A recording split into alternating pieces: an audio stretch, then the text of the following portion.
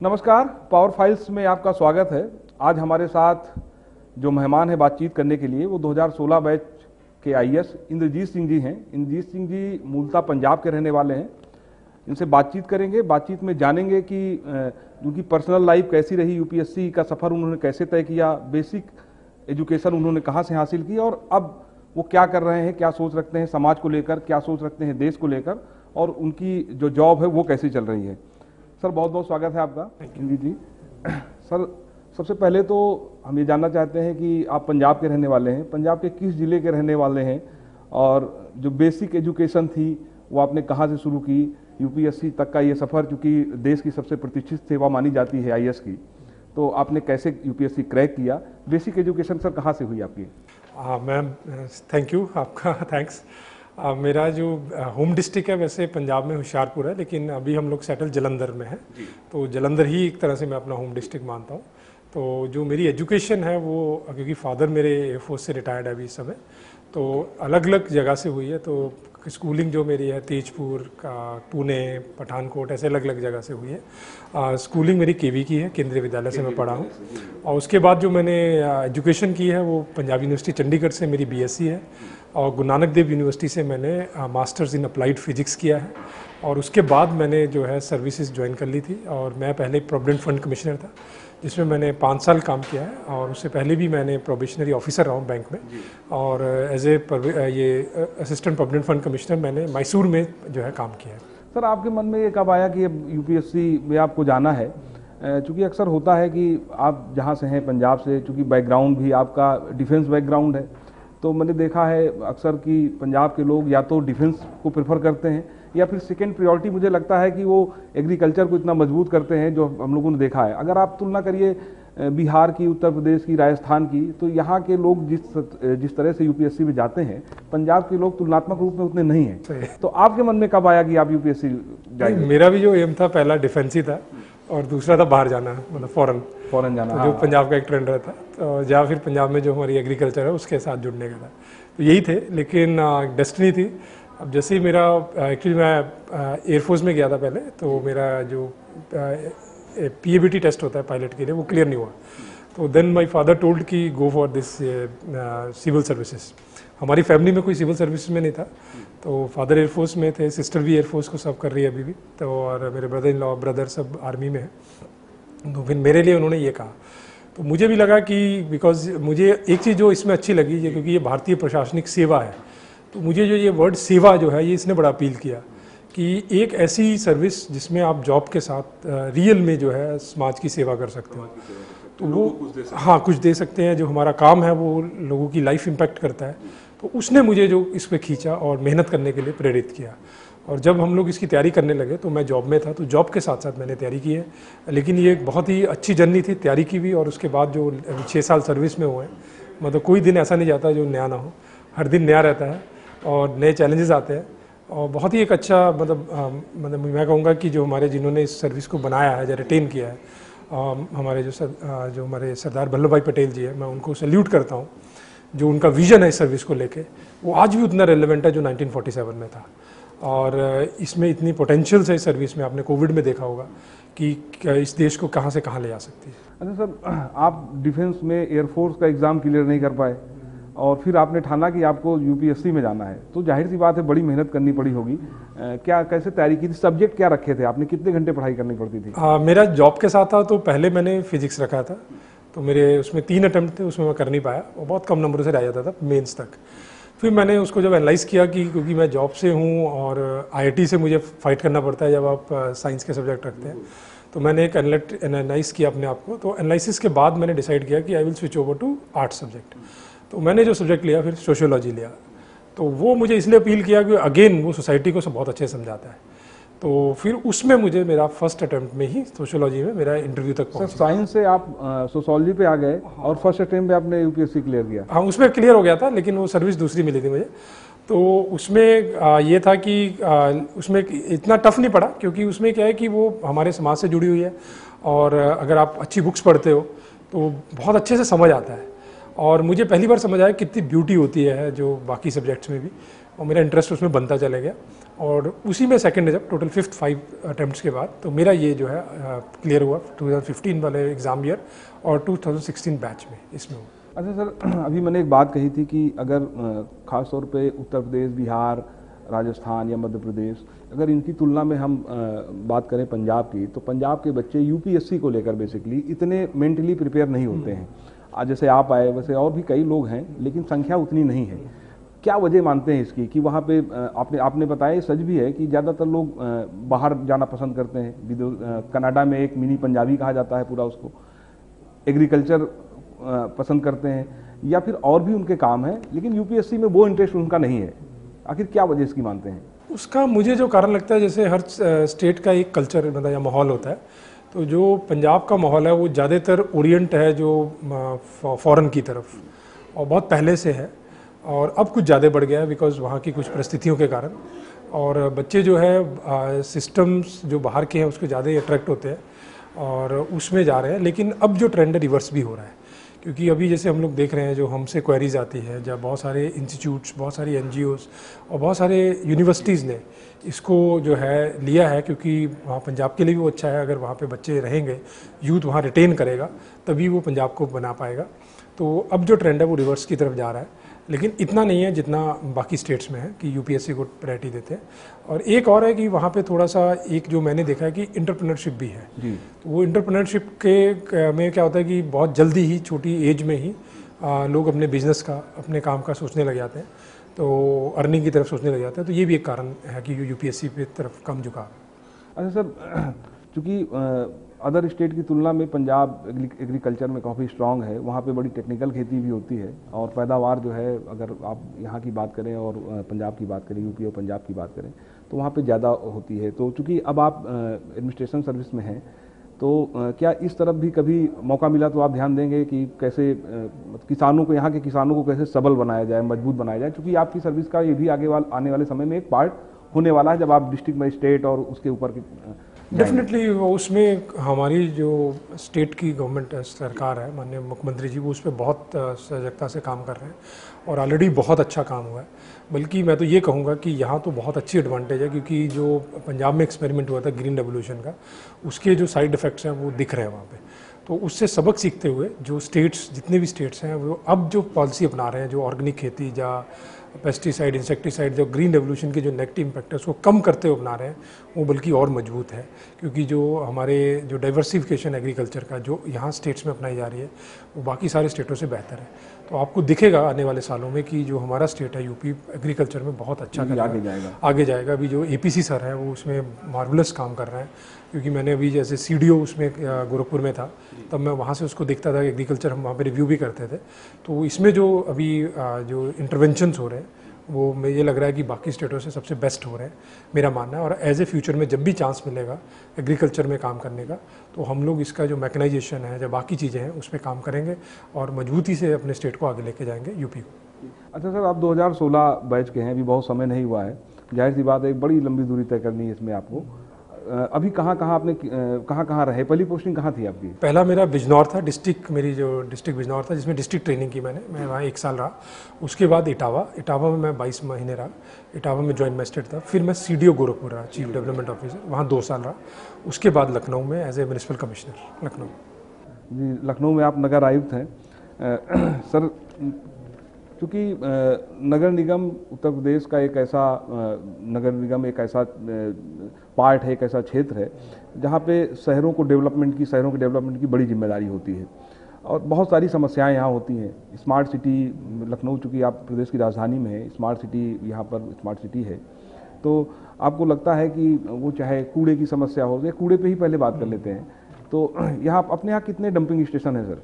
आज देखिए, हमारे यहाँ जो ये ओपन डंपिंग स्टेशन है, पहले बहुत नंबर थे जो हमारे स्टार्ट किया था, जो मेरे प्रेडिसेसर सर थे, वो 400 से ऊपर थे। सर उसको घटाते हुए 190 तक लेके आ गए थे। अब उसको कम करके हमने 120 तक लेके आ गए, जो ओपन डंपिंग यहाँ पे होती है। ठीक है, गार्बेज वनरेबल पॉइंट्स इसको बोलते हैं, जीवीपी। हम उसको आने वाले 6 मंथ में ख़त्म करेंगे, क्योंकि जो हम मशीन परचेज़ कर रहे हैं, इक्विपमेंट परचेज़ कर रहे हैं, उसमें इस तरह से रहेगा कि कूड़ा कहीं भी ओपन में डंप नहीं होगा। और कूड़ा एक चैलेंज है, जो सॉलिड वेस्ट मैनेजमेंट उसको कहूँगा। उसमें डोर टू डोर कलेक्शन भी है और उसके बाद कलेक्शन के बाद उसका प्रोसेसिंग भी है। इसमें नगर निगम लखनऊ ने कई स्टेप्स लिए हैं जो मैं आपसे शेयर करना चाहूँगा। पहला स्टेप जो लिया है कि एक बायो CNG प्लांट जो हमने उसका EUI फ्लोट किया था, उसमें मैं जो यूपी की जो हमारी PPP पॉलिसी है उसमें एक कंपनी ने इंटरेस्ट लिया, तो उसमें हमने एक कंपनी से हमारा MOU साइन हो चुका है। तो अगले 2 सालों में इंदौर के मॉडल पे बायो CNG प्लांट लगेगा, जो हमारा 300 से 500 टन जो गीला कूड़ा है, वेट वेस्ट है, उसको डेली जो जनरेट हो रहा है उसको ख़त्म करते हुए उसमें CNG बना के नगर निगम को सस्ते में देगा, या हमारी जो बसेस में सस्ते में देगा, और उसके साथ साथ रॉयल्टी भी देगा। अभी सर कितना टाइम लगेगा इस प्रोजेक्ट को? 2 साल लगेंगे। 2 लेकिन हमने उसका ग्राउंड वर्क सारा हो चुका है, उसकी लैंड एलोकेशन हो चुकी है, MOU साइन हो चुका है, स्टेट ने भी सारा बेसिक काम कर चुके हैं, तो वो हमारा हो चुका है। उसके साथ साथ जो कंस्ट्रक्शन और जो हमारा ये कंस्ट्रक्शन का वेस्ट होता है, CND प्लांट हमारा लग रहा है अगले 6 महीने में वो तैयार हो जाएगा। तो हमारे कूड़े में ऐसा होता है, देखिए जैसे 10% हमारा CND वेस्ट होता है, तो जो CND वेस्ट के लिए हमने ये CND प्लांट लगा दिया है। 10% हमारा हॉर्टिकल्चर होता है, हॉर्टिकल्चर जितने भी ट्री कटिंग्स होती है, पार्कों का कूड़ा होता है, 10% ये होता है। इसके लिए हमने जो है पार्क्स आइडेंटिफाई कर लिया जहाँ पे कंपोस्टिंग होगी। अभी क्या हो रहा है कि सारा कूड़ा इकट्ठा हो रहा है, मिक्स हो रहा है, तो हम लोग सेग्रीगेशन पे जा रहे हैं। 30% हमारे बल्क वेस्ट जनरेटर होते हैं, 30 हमारा डोर टू डोर कलेक्शन होता है। तो हर घटक के लिए गाड़ियाँ डिफाइन करना, हर घटक के लिए मैन पावर डिफाइन करना, उस पर काम चल रहा है। तो हम लोग कूड़े को अलग अलग कंपार्टमेंटलाइज करते हुए करेंगे, जिसमें हमें नागरिकों की, RWA की सबका सहयोग चाहिए होगा, जिसपे बृहद स्केल पे हम लोग एक कैंपेन भी शुरू करने वाले हैं। पायलट प्रोजेक्ट के रूप में 2 जगह हमने काम किया है, पुलिस लाइन में काम किया है, गोमती नगर विस्तार में हमारा चल रहा है। उसमें हमने 100 घरों से शुरू किया था, आज हम 1000 घरों तक पहुंच चुके हैं, जो हमें पूरा सेग्रीगेटेड वेस्ट दे रहे हैं। गीला कूड़ा अलग दे रहे हैं, सूखा अलग दे रहे हैं, 6 कैटेगरी में करके दे रहे हैं, जिसको हमें निस्तारण करने में बहुत आसान हो रहा है। अभी प्रेजेंट स्टेज में 2000 मेट्रिक टन कूड़ा जो है 2000 टन आ रहा है डेली का कूड़ा जनरेट होता है लखनऊ में। और सर इसको हाँ, और 170 हाईवा ट्रक, बड़े ट्रक भर के हम लोग शिवरी प्लांट लेके जाते हैं।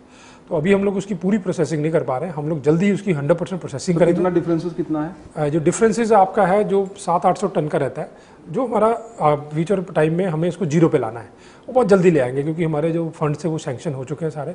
हमने भी 14 और 15 फाइनेंस कमीशन में उसके लिए फंड अलग से रख लिए हैं। तो ये स्टार्ट हो जाएगा कूड़े का प्रोसेसिंग 100%। तो ये जब हमारा क्लोज होगा गैप, और जब से हमारा सेग्रीगेशन स्टार्ट होगा, 10 MRF का टेंडर फ्लोट कर दिया है। अलग हर जोन में एक MRF सेंटर बनेगा, मटेरियल रिसोर्स रिकवरी फैसिलिटी, जिसमें हमारा कूड़ा जो है, जो सेग्रीगेटेड वेस्ट आया है, जो हमारा ड्राई वेस्ट है, उसमें से जितना जो हमारा आगे टर्शरी साइकिल्स है, जैसे कबाड़ी है, उसको खरीद के ले जाते हैं, तो वो वहीं चले जाएगा। तो मेरा जो ये 2000 टन जा रहा है वहाँ पे, ये कम होके फिर हमारी उम्मीद है कि हम लोग 1500 फिर 1000 पे ले आएंगे। तो जब प्लांट में कूड़ा कम जाएगा तो प्रोसेसिंग हमारी पूरी होने लग जाएगी। तो इस तरह से कूड़े को जो रिवैम्प करने की कार्रवाई चल रही है, उसमें स्मार्ट सिटी का बहुत इंपॉर्टेंट रोल है। यहाँ से गाड़ियों की मॉनिटरिंग, यहाँ से प्रोजेक्ट भी फंड कर रहे हैं हम लोग, और नई गाड़ियाँ भी खरीद रहे हैं, ताकि ये जो आपने बोला ओपन डंपिंग जो पॉइंट्स है ख़त्म कर सके, जिसको GVP बोलते हैं, garbage vulnerable points. Okay sir. अच्छा सर, लखनऊ नगर निगम उत्तर भारत का इकलौता नगर निगम ऐसा है, पहला नगर निगम ऐसा है कि जो BSE में लिस्टेड हुआ। यस। 2 साल पहले लिस्टेड हुआ।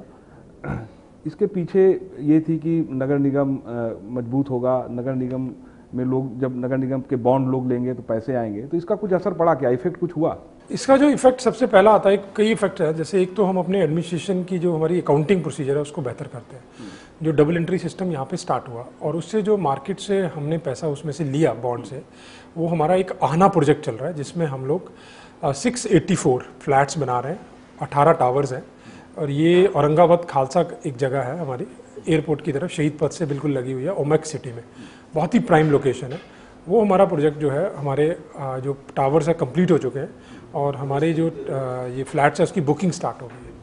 और जैसे वो पूरा फ्लैट सेल हो जाएंगे, तो जो उसमें से हमारा प्रॉफिट जनरेट होगा, तो वो नगर निगम की जो फाइनेंशियल सिचुएशन है उसको इम्प्रूव करेगा। अगर ये जैसे हमारा ये सक्सेस हो जाएगा, इसके बाद और हम अपनी जो बाकी प्रोसीजर्स को बेहतर करते हुए हम लोग मार्केट से एलिजिबल हो जाएंगे, और पैसा भी उठा के बड़े बड़े प्रोजेक्ट्स करने। जी अच्छा सर, भारत स्वच्छ मिशन प्रधानमंत्री का एक ड्रीम प्रोजेक्ट है, और इसकी भी जिम्मेदारी जो भी बड़े शहर हैं उनके नगर निगमों की अधिक है। हालांकि सबकी जिम्मेदारी, हर एक नागरिक की जिम्मेदारी है, लेकिन नगर निगम की एक अपनी भूमिका है इसमें। लेकिन इसके बावजूद भी सवाल उठते हैं, उसके बाद भी सवाल उठते हैं कि भाई वो सफाई नहीं है, वो स्वच्छता नहीं है। तो ऐसा क्यों है कि आप लोग नगर निगम काम अच्छे से नहीं कर पा रहा है, या आप लोग आउटपुट नहीं दे पा रहे हैं, काम हो रहा है दिख नहीं रहा है, इसकी वजह क्या है? नहीं, इसमें कई गैप्स हैं जो हमने आइडेंटिफाई किए हैं, जिसपे हम लोग वर्क भी कर रहे हैं। तो मैं इसमें कई, अगर आप टाइम दे तो मैं कई चीज़ें बता सकता हूँ। हमारा जो इसमें लखनऊ में अभी एट प्रेजेंट इको ग्रीन एक कंपनी है, उसके साथ टाई अप है, जो पुराना 5 साल पुराना टाइप है। उससे पहले ज्योति इन्वायरमेंट थी, 2010 से था। तो ये कंपनी का पूरा जिम्मेवारी है डोर टू डोर कलेक्शन करना, उसको फिर हमारे ट्रांसफ़र स्टेशन तक पहुंचाना, ट्रांसफ़र स्टेशन से फिर हमारा प्लांट तक पहुंचाना। तो इसमें कई गैप्स आइडेंटिफाई हुए हैं, इनका 100% कवरेज अभी तक नहीं हो पाया है, और सेग्रीगेटेड वेस्ट बिल्कुल नहीं ले रहे, और सारे कवरेज ना होने के कारण जो कूड़ा है, बहुत सारी कॉलोनियाँ अपना इकट्ठा तो कर लेती है लेकिन कहीं भी डाल देती है। फिर नगर निगम अगर वहाँ से उठाने में लेट हो जाता है तो वो फिर कूड़ा दिखता है। तो हमने इसको क्लोज़ करना शुरू किया है, बट थोड़ा टाइम लगेगा क्योंकि बहुत बड़ा शहर है, और 5-6 सालों की जो हमने ये कंपनी काम कर रही है, और उसके साथ लग के हम लोग एरिया वाइज कवरअप कर रहे हैं। पहले जोन 4 टेकअप किया है, ताकि जोन 4 में बिल्कुल डिक्लेयर कर दें अगले 2 महीनों में कि यहाँ कोई भी ओपन डंपिंग ग्राउंड नहीं है। दूसरा, हमारे यहाँ नाले जो हैं, ड्रेनेज जो है वो ओपन है, कवर्ड नहीं है लखनऊ में। तो वो कवर ना होने के कारण लोग उसमें प्लास्टिक कूड़ा डाल देते हैं।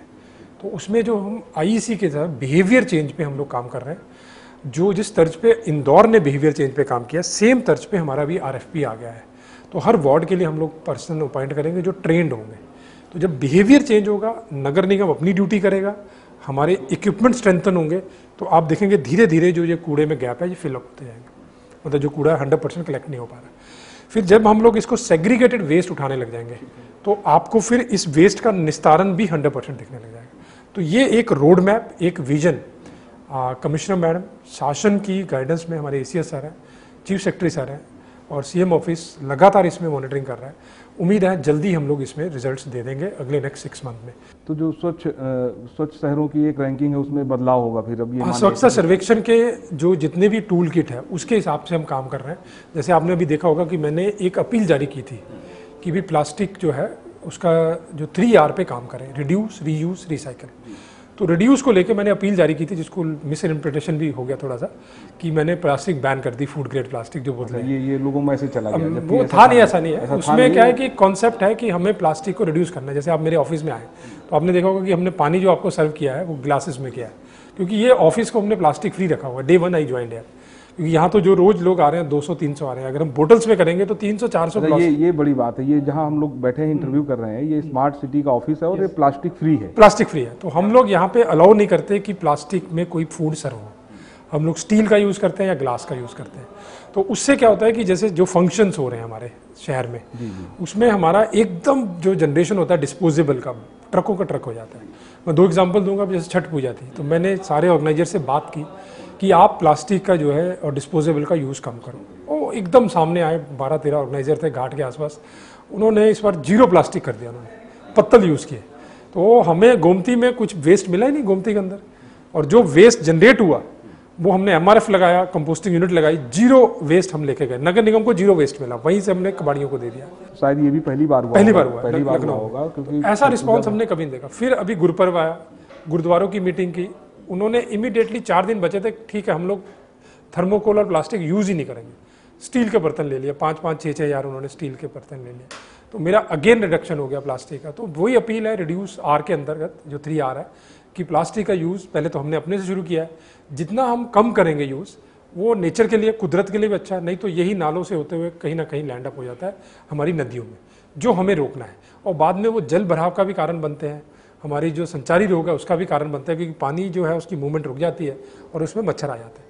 तो अगर हम लोग मिल के, नगर निगम और नागरिक मिल के इस दिशा में काम करेंगे तो आपको ऐतिहासिक रिजल्ट मिलेंगे, और नागरिकों का अपार सहयोग मिल रहा है। मैंने बताया गोमती नगर विस्तार में हमने 110 घर से शुरू किया था 1 हफ्ते पहले, आज 1000 घर पे पहुंच गए।